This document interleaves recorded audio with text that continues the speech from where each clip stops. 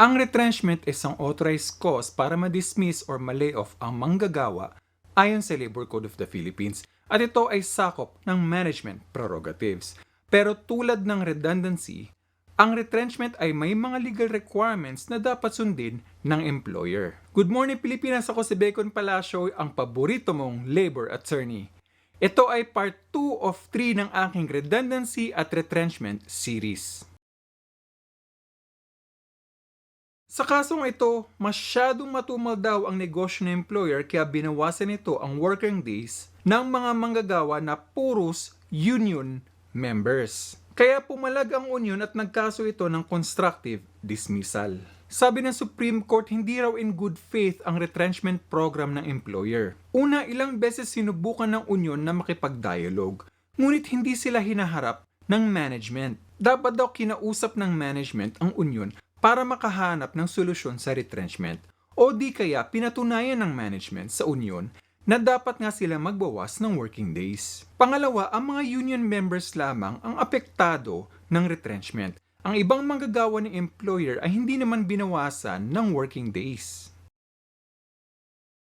Ang issue sa kasong ito ay ano ba ang pinagkaiba ng floating status at permanent layoff. Dahil napakatumal ng negosyo, nag-temporary layoff ng manggagawa si employer at lumagpas ito ng 6 na buwan. Sabi ng Supreme Court dapat sumunod si employer sa Article 301 ng Labor Code of the Philippines. Kaya hindi dapat lumagpas ng 6 na buwan ang temporary layoff or ang floating status ng mga apektadong manggagawa. At kapag lumagpas ng 6 na buwan ang temporary layoff or floating status, permanently laid off na raw ang mga apektadong manggagawa.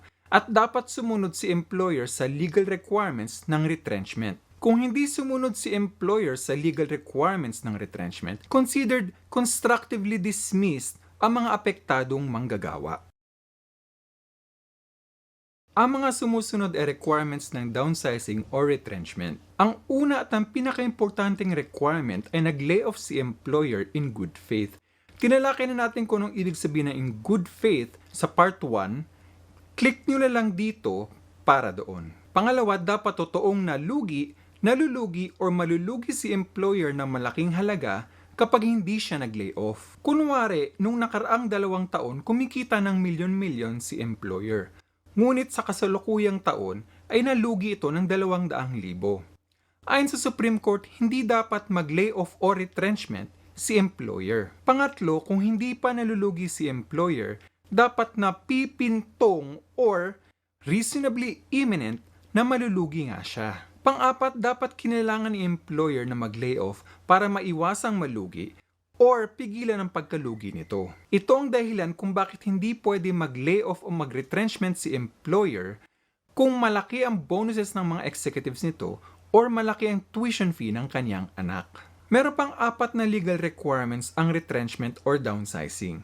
Tatalakayin natin yan in another video. Kaya please click here to subscribe at dito para sa part 3 naman ng series na to o kaya dito para naman sa ibang video ko.